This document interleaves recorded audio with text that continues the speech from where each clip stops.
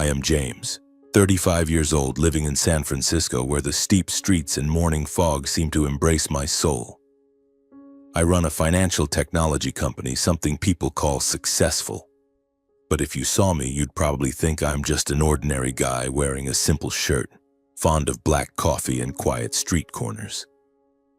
I don't boast, nor do I crave the spotlight, perhaps because I learned long ago to hide the scars in my heart.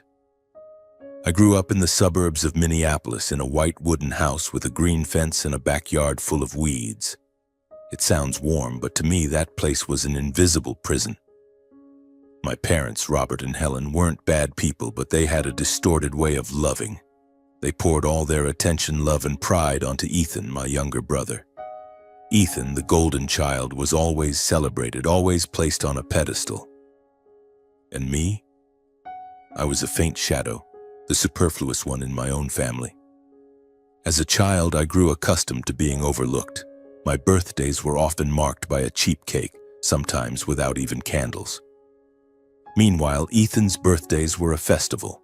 Balloons, expensive gifts, and our parents' radiant smiles.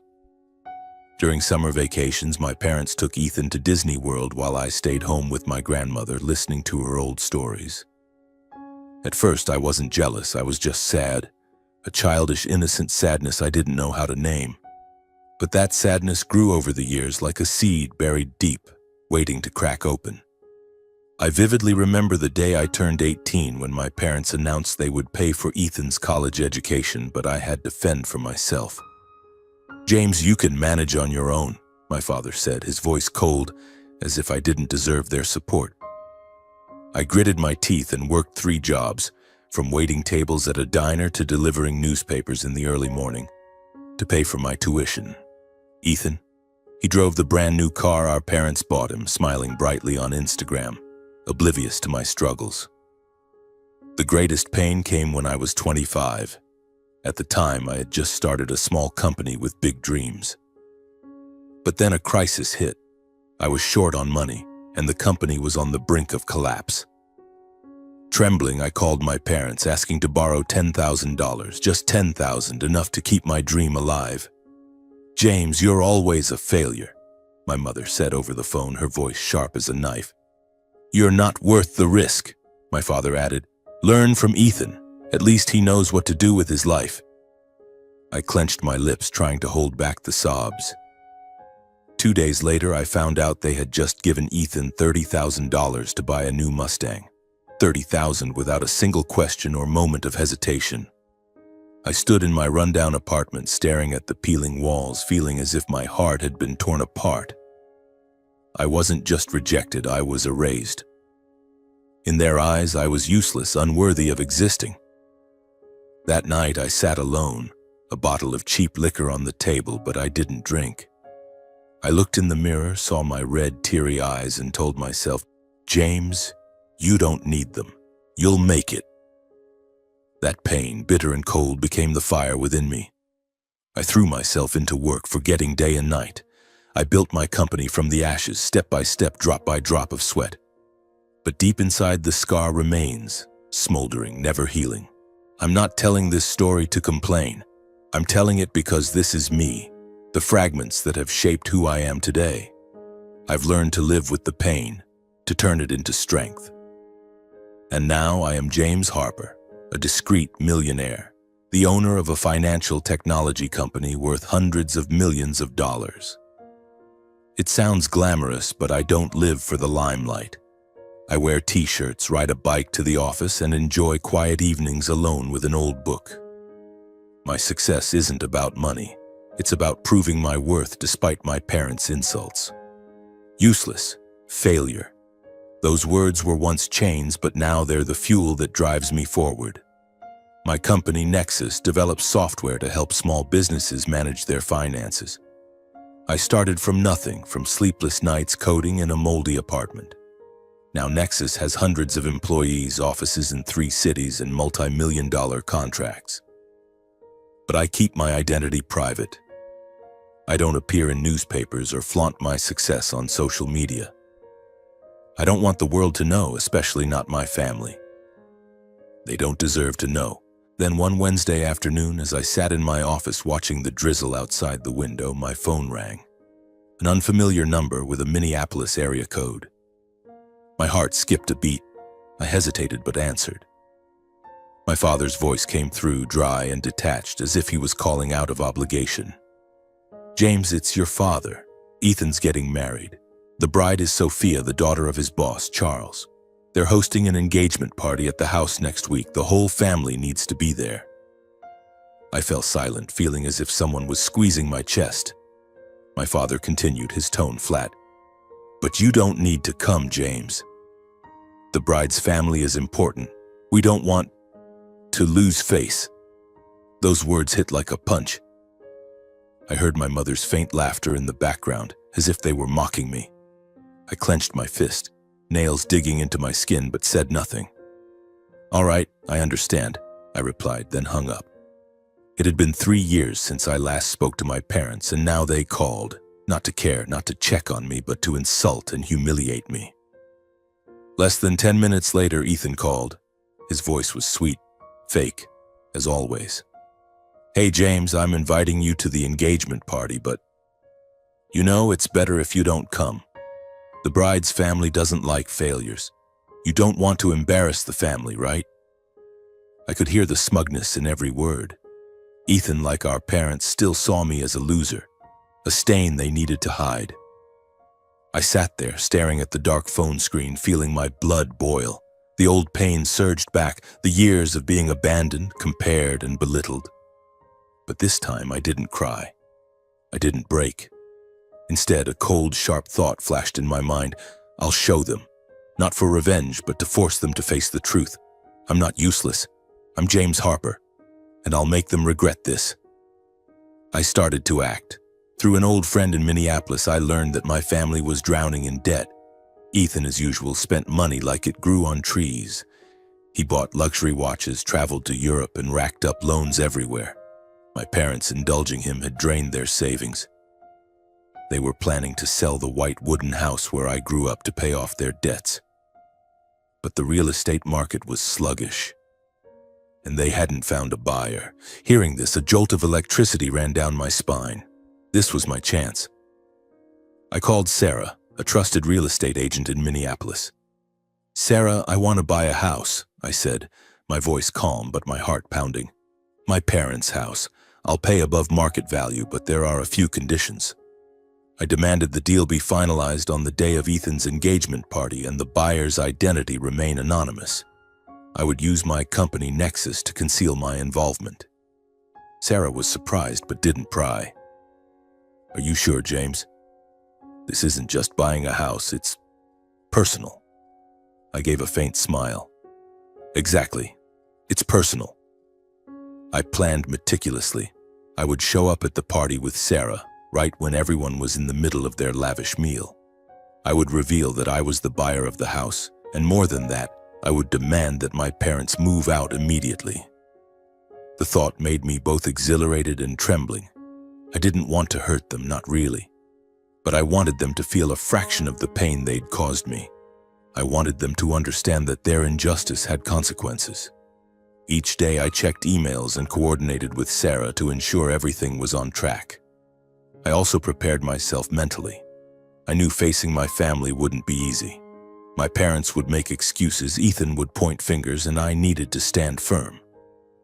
I practiced what I would say in front of the mirror, but every time I looked into my eyes, I saw the young James abandoned in the corner of the house. "You've got this," I whispered to myself. "You're not that kid anymore." The night before flying to Minneapolis, I sat in my apartment looking out at the city's glowing lights through the window. I sipped my coffee, feeling as if I were standing at the edge of a cliff. I wasn't scared, but I was tense. This wasn't just a real estate transaction, this was a battle for my dignity, and I wouldn't lose. The plane touched down at Minneapolis Airport at 5 in the afternoon as the sunset poured honey over the gray clouds. I pulled my suitcase through the terminal, each breath dissolving into the biting cold of November. It had been 3 years since I last set foot on this land. The place I once called home was now just an unhealed scar in my memory. 45 minutes later, I stood in front of the white wooden house from my past. It looked exactly as I remembered, rusted gate, walls stained with peeling paint. But one thing was different. Sarah was waiting, holding a stack of documents, her eyes calm yet resolute like tempered steel. I took a deep breath, adjusted the collar of my simple but sharp black suit, and stepped into the house from which I had once been mercilessly cast out. Inside, nothing had changed. The family portrait hung crookedly, the worn-out rug lay underfoot, and from the dining room came laughter. So fake it was piercing. The laughter stopped abruptly as I appeared in the doorway. My parents, Ethan, Sophia, and Mr. Charles, Sophia's father, all turned to face me. My mother dropped her silver spoon, her face pale as a ghost. My father stood frozen while Ethan furrowed his brow, lips pursed as if he couldn't believe the one they had once discarded dared to return. "James," my mother stammered, her voice trembling. What are you doing here?" I didn't rush to answer. I strode into the center of the room, Sarah close behind. Their eyes pierced me like sharp knives, but I stood firm, my gaze sweeping over each of them. "I'm here to talk about this house," I said, my voice low and cold as the wind outside. "The house I just bought." The room seemed to freeze.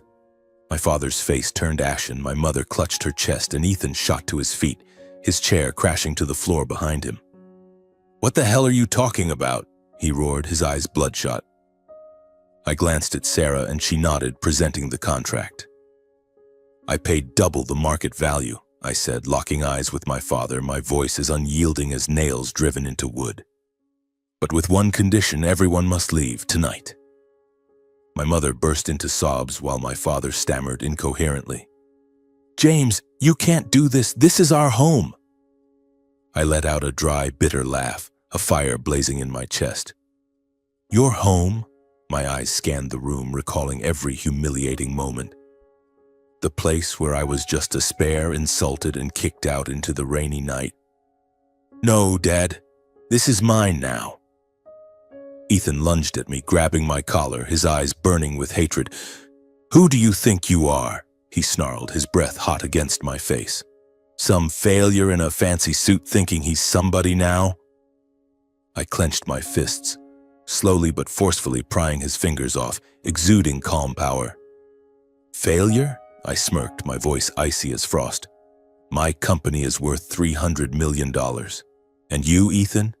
Drowning in debt, lying to your fiancé, and leeching off our parents' money. So tell me, who's the real failure here?" The room fell deathly silent. Sophia's eyes widened, her lips pressed tight to hold back tears. Mr. Charles stood slowly, his face darkening like a storm about to break. "Robert, Helen," he said, his voice low but heavy as stone. "You called James a failure, but clearly he's the only one here with the courage to hold his head high." He turned to Sophia. "Let's go, sweetheart." Sophia nodded, tears brimming, but her eyes didn't once seek out Ethan. They left, leaving behind a chaotic room filled with shattered faces. I looked at my parents one last time. Regret flickered in their eyes, but my heart had long since run dry of forgiveness. "You have exactly 2 hours to pack," I said coldly, then turned and walked out. Ethan's screams echoed behind me, his curses dripping with venom, but I didn't look back. The door closed behind me, shutting out the past. I had won, not with hatred, but with truth. I stood in the yard, under the dim yellow streetlight, my breath turning to mist in the biting cold of Minneapolis. My parents dragged their suitcases out of the white wooden house, their shadows stretching long across the path. My mother sobbed, her shoulders trembling, while my father bowed his head, his steps heavy as if carrying the weight of the world. Ethan trailed behind, his face flushed, muttering curses under his breath but not daring to meet my eyes. The door of the house closed behind them with a dry click, like the end of a chapter. Watching them leave, I felt no satisfaction. Instead, an old memory surged back, sharp and painful. 3 years ago in this very house, during a Thanksgiving dinner, I had snapped. I remember clearly how my parents sat at the head of the table praising Ethan as if he were the sun while I was merely a shadow. "Ethan just got promoted," my mother boasted, her eyes gleaming. "And you, James? Still struggling with that pointless company of yours?" My father smirked and added, "Learn from your brother. At least he makes us proud." I had swallowed that anger for years, but that night I couldn't take it anymore. I stood up, my hands trembling, my voice choked. "Why?" I asked, looking straight at them. "Why am I always the spare in this family? I begged for $10,000 to save my company and you called me useless. But when Ethan wanted $30,000 for a car, you handed it over without a question. Why?" The dining room fell silent.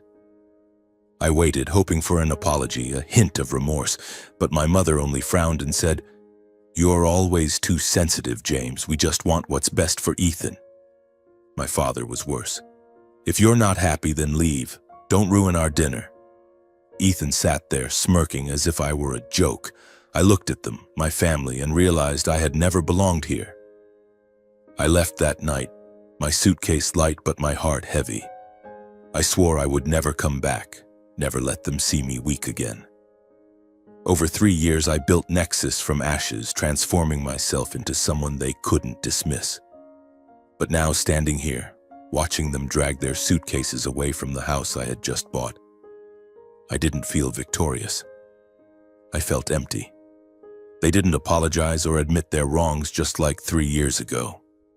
They only looked at me with a mix of fear and resentment before getting into their car and disappearing into the night. Sarah stood beside me, placing a hand on my shoulder. "You okay, James?" she asked. I nodded, but my throat burned with bitterness. "I'm fine," I said, though I knew I was lying. I turned to look at the white wooden house, now mine. It wasn't just a transaction, it was a declaration. I was no longer the abandoned boy. But deep down, I wondered if I would ever truly escape the shadow of my past.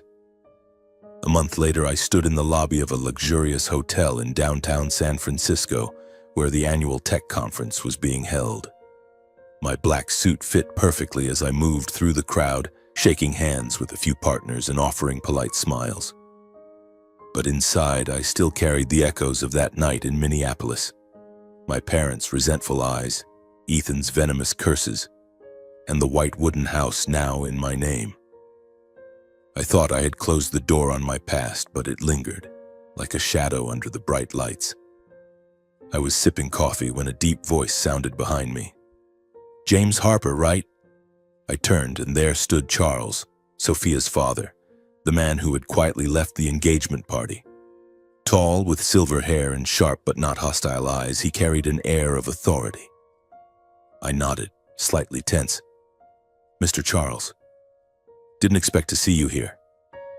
We sat in a quieter corner of the lobby where the light was softer and the noise of the conference faded into the background. Charles looked at me as if sizing me up. "You made quite an impression in Minneapolis," he said, his tone half joking, half serious. "Not many people would dare do what you did." I gave a faint smile but didn't respond. I wasn't here to boast. Then he asked, his voice lowering, "What do you think of Ethan? Honestly?" The question caught me off guard and I paused. I looked into my coffee, seeing my reflection in the dark liquid. Part of me wanted to stay silent, to let Ethan face the consequences of his actions. But another part, the part that wanted to protect the innocent, spoke up. "Ethan's not trustworthy," I said, my voice steady but firm. "From childhood, he's been spoiled. He stole money from our parents for luxury items, lied to cover his debts. If you're entrusting him with big responsibilities, be careful." I kept it brief, without embellishment, but every word was true. I didn't speak out of malice or revenge. I spoke because Charles didn't deserve to be deceived, and Sophia, though I didn't know her, didn't deserve to live with someone like Ethan. Charles listened without interrupting, his eyes darkening. "You know, James," he said, "Ethan's handling accounting for my company. If what you're saying is true—" He trailed off, but I understood. I nodded. "Check it, you'll see." A week later, I received an email from Charles. It It was brief, just a few lines. Ethan had embezzled $2 million from the company. Charles uncovered it through an audit and fired Ethan immediately. For Sophia's sake, he didn't press charges, but the wedding was canceled. "Thank you, James," he wrote. "You saved me from a big mistake." I sat in my office staring at the email, feeling a mix of relief and emptiness. I didn't take pleasure in Ethan's downfall. I just felt tired. The truth had been exposed, but it didn't erase the scars in my heart. I closed my eyes, wondering if I would ever truly break free from that family, or if I was just running from myself. One beautiful morning in San Francisco, sunlight streamed through the office window, casting streaks of light across my desk. I was reviewing financial reports, the familiar rhythm of work keeping me focused. Nexus was now a small empire, and I, James Harper, remained the discreet figure behind it. The phone on my desk rang, pulling me from my thoughts. The receptionist's voice came through, hesitant. "Mr. James, someone wants to see you. They say they're your parents." My heart stopped. My parents? After everything, the white wooden house, the engagement party night, years of silence, they were here? I took a deep breath, trying to steady myself. "Bring them up," I said, my voice calm, but my hand tightened around the pen. I wasn't sure if I was ready, but I wanted to face them, not for their sake, but for mine. The door opened. My parents stepped in, followed by Ethan. They stood there, awkward, their eyes scanning the spacious room, the glass wall overlooking the city, and the nameplate on my desk. James Harper, CEO. My father, his hair grayer, looked a decade older. My mother, eyes red, forced a strained smile. Ethan, still smug, but his shoulders slumped like a defeated man. They were overwhelmed, I could tell. The son they once called useless now sat here in a world they couldn't touch. "James," my mother began, her voice trembling. We're sorry. We were wrong, treating you unfairly." My father nodded, adding, "We regret it. You're the pride of our family, and we didn't see it." Ethan reluctantly muttered, "Brother, I'm sorry. I was wrong to look down on you." I looked at them, saying nothing, waiting. An apology was something I had once craved, but now it felt like a passing breeze. "What do you want?" I asked, my voice even but cold. My mother hesitated, then said, "We're struggling, James. We lost the house, lost everything. We're hoping you can help. A house, some money to get by. And Ethan, he wants a good job here with you." Those words cut like an old knife. A house, money, a job. For me, a flick of the wrist could make it happen. Nexus could afford a dozen houses, countless managerial positions, but after everything, the years of abandonment, humiliation, being called a failure, I couldn't just let it go. Their apology I didn't trust. I needed to know if they were truly remorseful or just exploiting me, as they had once exploited my love to pamper Ethan. I leaned forward, looking straight into their eyes. "Help? After what you did? You kicked me out, called me useless. Ethan, you mocked me, said I wasn't worthy to stand beside you, and now you want me to save you?" My mother burst into tears. My father bowed his head, and Ethan flushed, stammering, "We're family, James. Can't you help?" I stayed silent, letting the heavy atmosphere weigh on them. Then I spoke slowly.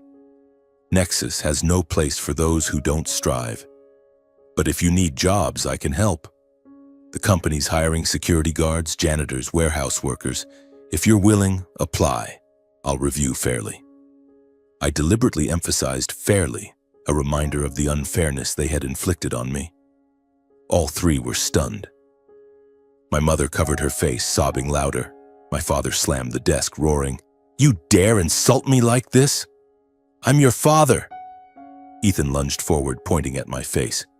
"You think you're better than me, you bastard. You'll regret this." I stood still, unfazed, watching them. Their reactions were exactly as I expected. Not remorse, just the desperation of people who needed money and status. "Leave," I said, opening the door. "I owe you nothing." They cursed, called me ungrateful, a traitor, then stormed out. The door closed, their footsteps fading. I sat down, my hands trembling slightly, but my heart felt lighter. I had tested them and they failed. I didn't need them anymore. I had Nexus, friends, and myself, and this time I knew I had made the right choice. I sat in my office looking out the window at the bustling streets of San Francisco. The city lights twinkled, but my heart was quiet. The white wooden house in Minneapolis was mine now, not just on paper but in my mind, a symbol of what I had overcome. Nexus continued to grow, new contracts poured in, and my team expanded. I lived independently, freely, surrounded by friends and partners who valued me. But every night, alone with the darkness, I asked myself, have I truly won? My family fell apart. Ethan lost his job, lost Sophia, and drowned in debt. My parents lived in a small apartment, silent, not daring to contact me again. Through old friends, I heard they regretted their actions, but no apology came. They had lost me. Not because I left, but because they never saw me as their son. I didn't take joy in their downfall. I only felt a deep sadness, as if I had lost them long ago. The white wooden house still stood, but I didn't return. I left it empty, neither selling nor renting it. Perhaps I kept it as a reminder. I had risen from the ruins. I had turned pain into strength, injustice into motivation. But I also learned that victory isn't about defeating others. Victory is living true to yourself, not letting the past define your future. I forgave, but I didn't reconcile. Forgiveness doesn't mean forgetting or opening the door to those who hurt me. I chose to focus on what mattered, my work, my friends, and the dreams ahead. I was no longer the boy sitting in the corner waiting for love from my family. I was James Harper, and I was enough to love myself. But sometimes in quiet moments I wondered, was my approach right? Buying the house, confronting my family, exposing the truth, it was all to protect my dignity, but did I go too far? I don't regret it, but I question, if it were you, what would you do? If your family turned their backs on you, called you useless, abandoned you, would you choose to forgive, retaliate, or simply walk away quietly? I chose my path, but sometimes I still wrestle with that decision.